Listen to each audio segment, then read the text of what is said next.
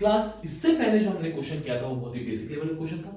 अब जो यहां पे हमें क्वेश्चन करना है, इस क्वेश्चन में हम थोड़े से चैप्टर के कुछ टॉपिक्स कवर करने वाले हैं। तो ये जो क्वेश्चन बोल रहा है कि यहां पे एबीसी लिमिटेड एक कंपनी है, उसने इशू किए हैं 10,000 इक्विटी शेयर्स। उन शेयर की जो प्राइस है वो है 10 रुपए। और यहां पे साथ में एक और एक एक्स्ट्रा टॉपिक ऐड है, सिक्योरिटी प्रीमियम लिया है 2 रुपए का। अभी सिक्योरिटी प्रीमियम क्या होता है? जो नामी कंपनी होती है, बाई चांस अगर उनके शेयर की प्राइस 10 रुपए है, अब पब्लिक तो इंटरेस्टेड रहती है उन्हें इन्वेस्ट करने के लिए, तो क्या बोलती है, आप इस शेयर प्राइस के साथ हमें एक एक्स्ट्रा अमाउंट और दो। ये उन कंपनी के लिए प्रॉफिट की तरह एक्ट करता है। तो ये जो भी एक्स्ट्रा पैसा मांगती है कंपनी, इसको हम बोलते हैं security premium reserve, short form में एसपीआर।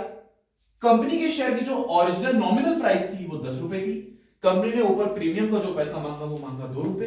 तो ये एक शेयर की जो प्राइस हो गई ये हो चुकी है 12 रुपए का शेयर एक। अब यहां पे जो कंपनी इंस्टॉलमेंट मांग रही है वो मांग रही है एप्लीकेशन पे 3 रुपए, अलॉटमेंट पे 4 रुपए और फर्स्ट कॉल पे भी 4 रुपए। क्वेश्चन में कभी भी अगर सिक्योरिटी प्रीमियम का ऐसा स्पेसिफाइड नहीं है कि कौन सी इंस्टॉलमेंट पे लिया गया है, तो हमें हमेशा अलॉटमेंट पे मानना है कि अलॉटमेंट पे ये सिक्योरिटी प्रीमियम का पैसा लिया गया होगा। यहां पे जो अलॉटमेंट की प्राइस है वो 4 रुपए है, तो इसमें सिक्योरिटी प्रीमियम कितने का हो गया? सिक्योरिटी प्रीमियम यहां पे हो गया है 2 रुपए का। यहां पे फर्स्ट कॉल में 5 रुपए का मान लेता हूं, तो यहां पे अलॉटमेंट 4 रुपए का है, तो उसमें 2 रुपए किसका है? एसपीआर का। अब बात आती है कि इसकी जर्नल एंट्री कैसे क्या करे जाए। जर्नल एंट्री देख लेते हैं।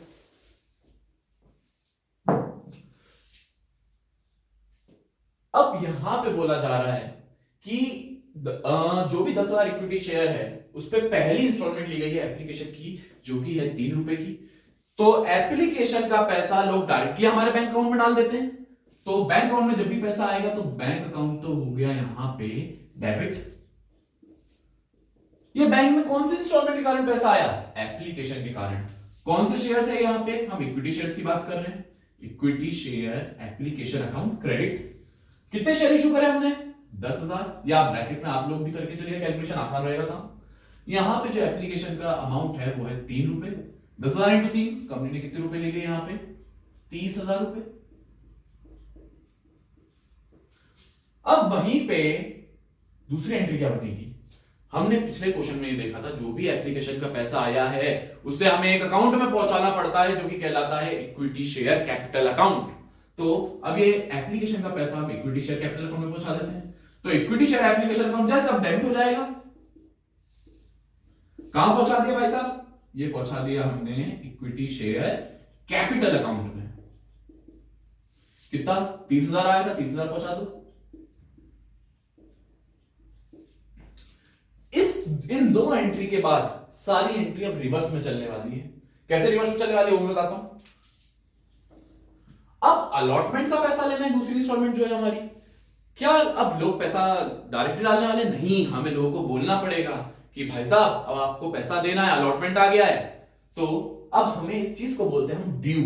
हमें अलॉटमेंट का पैसा ड्यू करना पड़ेगा क्योंकि हमें लोगों से पैसा लेना है।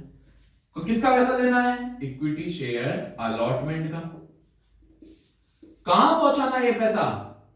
इक्विटी शेयर कैपिटल अकाउंट में पहुंचाना पड़ेगा ये पैसा। कितना पहुंचाना पड़ेगा? 10,000 शेयर्स है, अलॉटमेंट है 4 रुपए का। मैंने एक और चीज बताई थी, यहां पे क्वेश्चन में सिक्योरिटी प्रीमियम रिजर्व दिया गया है और यहां पे स्पेसिफाइड नहीं था कि कहां दिया है, तो हम क्या मानते हैं इसको? अलॉटमेंट के टाइम में मानते हैं। ये जो एसपीआर की एंट्री होती है ये होती है ड्यू करने के टाइम पे, और ये हमेशा एसपीआर को हम हमेशा मानेंगे ये शेयर कैपिटल की बीवी है। जहां शेयर कैपिटल वहां एसपीआर। तो यहां पे इक्विटी शेयर कैपिटल क्रेडिट हुआ है, तो एसपीआर भी क्या हो जाएगा यहां पे? Credit. Security premium reserve account यहां पे क्रेडिट हो जाएगा। एसपीआर हमने देखा था 2 रुपए का है, तो एसपीआर में हम इंटू करेंगे 2 से। 4 रुपए में से अगर 2 रुपए एसपीआर का है तो शेयर कैपिटल में ओरिजिनल वैल्यू कितनी आनी चाहिए थी? 2 रुपए की। 2 + 2 4। तो यहां पे हम ले रहे हैं 40,000 रुपए, जिसमें से 20,000 तो आपने प्रीमियम के ले लिए हैं, और जो ओरिजिनल पैसे आने थे वो आने थे 20,000। 20 20 40, और यहां पे डेबिट क्रेडिट इक्वल हो चुका है।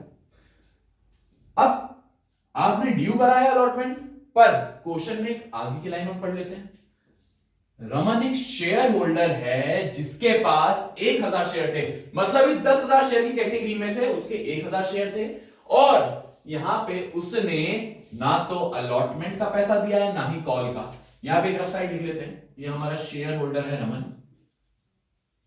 इसने ना ही अलॉटमेंट दिया है ना ही इसने हमें फर्स्ट कॉल का पैसा दिया है, ठीक।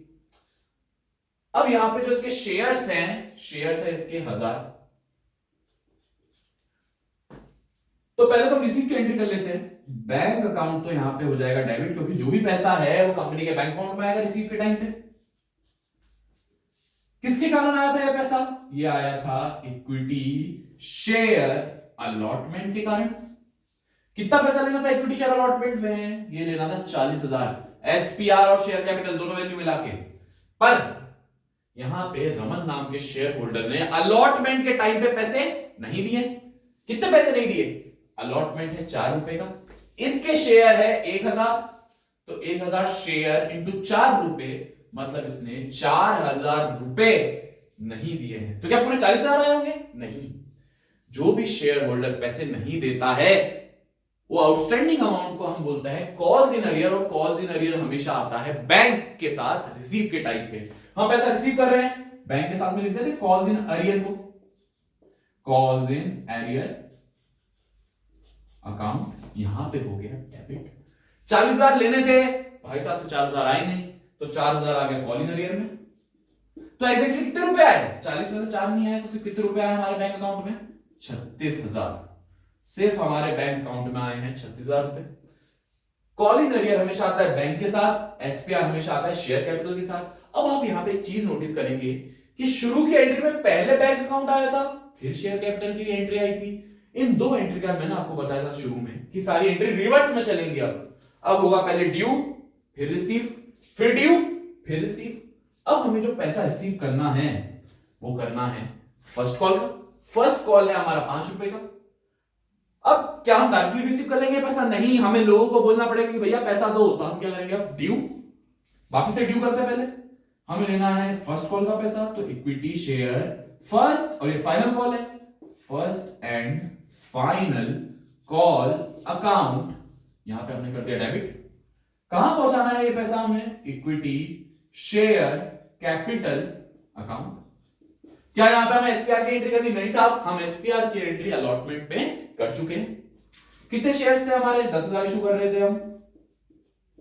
कितने रुपए लेने हैं भाई साहब? 5 रुपए लेने हैं फर्स्ट कॉल पे।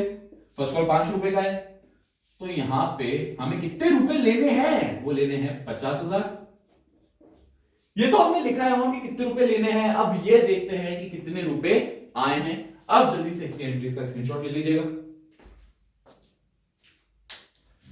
अब मैं यहां पे ऊपर की 2 एंट्री मिटा देता हूं।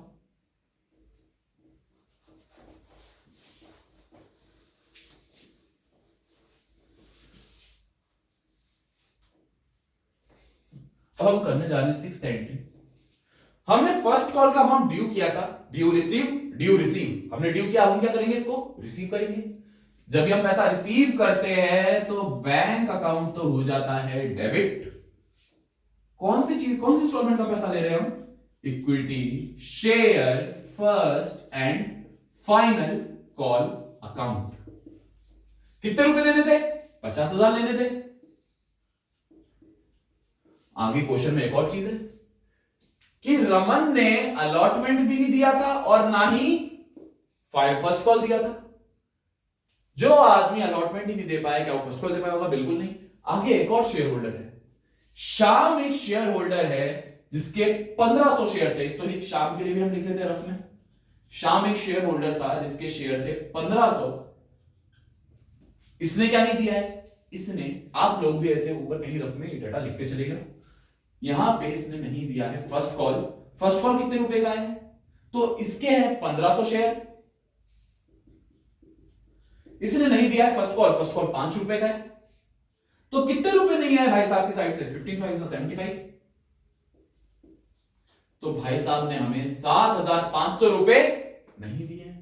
भाई रमन भी एक शेयर होल्डर था जिसके शेयर 1000 थे, इसने अलॉटमेंट का ही जब पैसा नहीं दिया तो क्या फर्स्ट कॉल का होगा? नहीं, इनके शेयर्स थे 1000, फर्स्ट कॉल है 5 रुपए का, तो इनके साइड से कितने पैसे नहीं आए? 5000। 5000 रमन से नहीं आए, 7500 श्याम से नहीं आए, तो फर्स्ट कॉल में कितने इन टोटल पैसे नहीं आए? तो यहां पे 7500 प्लस 5000, तो ये हो गया 12500। मतलब हमारे पास 12500 फर्स्ट कॉल के टाइम पे नहीं आए। जो भी पैसा हमारे पास नहीं आता है, आउटस्टैंडिंग है, उसको हम बोलते हैं calls in arrear account. Calls in arrear हमेशा बैंक के साथ आता है। 50,000 रुपए आपको लेने थे, आपने ड्यू कितने से किया था? 50,000 से किया था, आपको 50,000 रुपए लेने थे, कितने रुपए नहीं आए आपके पास? 12,500। तो एग्जैक्टली आपके पास कितने रुपए आए? खाली 50,000 में से 12,500 तो आएंगे भाई साहब, तो ये हो गया आपका 37,500। मतलब आपके बैंक में से आपने कितने रिसीव करे हैं? 37,500। आप इन एंट्री का स्क्रीनशॉट ले लीजिएगा, इसके बाद हम आगे का टॉपिक पढ़ने वाले हैं।